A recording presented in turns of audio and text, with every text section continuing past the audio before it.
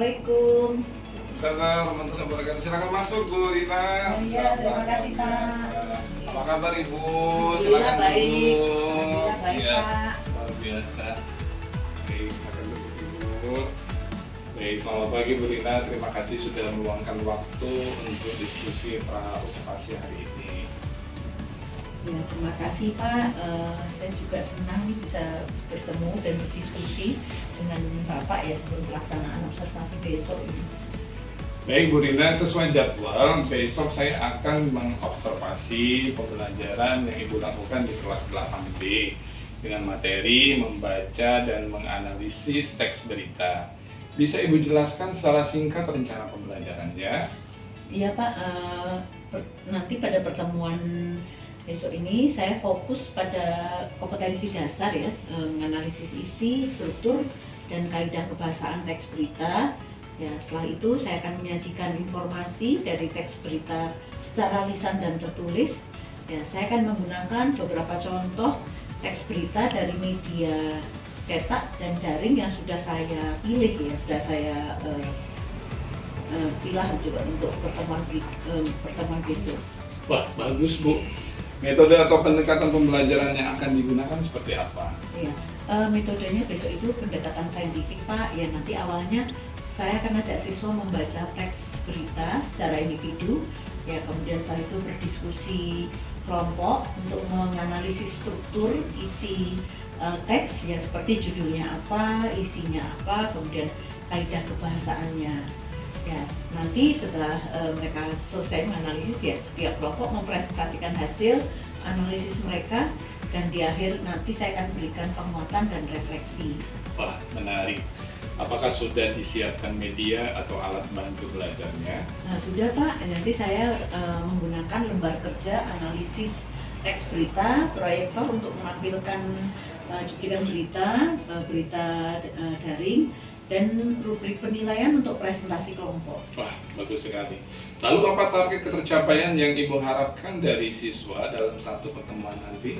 Ya, saya berharap siswa nanti mampu ya membedakan bagian-bagian struktur teks berita dan memahami ciri-ciri kebahasaan berita seperti penggunaan kalimat langsung, kalimat pasif, dan bahasa yang objektif ya. Itu sangat jelas. Nanti dalam observasi saya akan memperhatikan bagaimana Ibu membangun keterlibatan siswa, kejelasan instruksi, serta sejauh mana siswa dapat menunjukkan kemampuan berpikir kritis terhadap teks yang dibaca. Ya Pak, ya, insya Allah saya akan berusaha memberikan pembelajaran yang aktif dan bermakna bagi siswa. Saya yakin Ibu bisa. Semoga pembelajaran berlancar ya Bu. Terima kasih atas persiapannya Bu Rina. Mudah-mudahan sukses dalam Ibu mengajar nanti. Sama-sama Pak, terima kasih kembali. Ya, saya juga nanti mohon masukannya ya Pak ya, Ya. pembelajaran besok. Terima kasih Bu. Selamat melanjutkan aktivitas di kelas. Selamat siang. Baik Pak. Baik, Assalamualaikum warahmatullahi wabarakatuh. Terima kasih ya Bu. Sudah saya amati proses pembelajarannya tadi. Gimana menurut Bu Rina? Bagaimana sih keberhasilan siswa dalam memahami materi membaca dan menganalisis teks berita? Kalau menurut saya ya Pak ya, sebagian besar siswa saya tuh sudah dengan isinya tuh sudah cukup paham, dengan strukturnya juga ya dan teks berita itu, dan mampu menjawab pertanyaan ya terkait dengan teksnya. Tapi memang ada beberapa ya yang masih kesulitan ya mengenali unsur-unsur penting dalam berita itu. Oh gitu.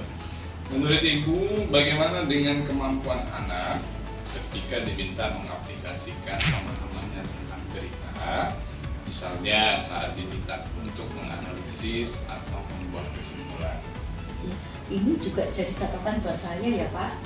Ini saya kemarin itu ada yang bisa mengerjakan dengan baik, tapi ada yang juga jawabannya masih ya sebatas mengulang apa isi berita ya, belum benar-benar dapat mengaitkan isi berita dengan pengalaman mereka. Jadi memang tantangan ada di tingkat aplikasi dan refleksi ya. Jadi menurut Ibu, bagaimana supaya anak-anak dapat meningkatkan kemampuan mengaplikasi dan merefleksi berita? Gimana ya Pak ya? Tapi kalau misalnya saya buat lebih banyak lagi contoh berita yang terkait dengan kehidupan sehari-hari anak, agar mereka nanti dapat meningkatkan kemampuan mereka dalam mengaplikasi dan merefleksi. Ya, kegiatan aplikasi itu kan sebenarnya merupakan mengaitkan materi dengan kehidupan yang sehari-hari yang kontekstual. Sedangkan refleksi itu merupakan proses saat peserta didik mengevaluasi dan memaknai proses serta hasil dari tindakan atau praktik nyata di kehidupan mereka. Kalau untuk pengembangan diri sendiri, kira-kira apa yang Ibu Rina rasa perlu supaya lebih lancar menerapkan pembelajaran mendalam? Saya rasa ya sepertinya saya perlu ini Pak mengikuti pelatihan atau lokakarya ya tentang pembelajaran mendalam untuk pelajaran bahasa Indonesia. Baik. Terima kasih banyak Bu Rina sudah berbagi. Boleh nanti Ibu mengikuti di komunitas tentang pelajaran mendalam.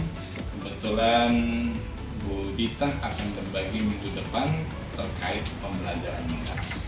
Baik Pak, terima kasih banyak atas masukannya. Sama-sama Bu Rina, sehat selalu, semangat terus mendidik anak bangsa ya Bu. Baik Pak, terima kasih. Assalamualaikum. Waalaikumsalam.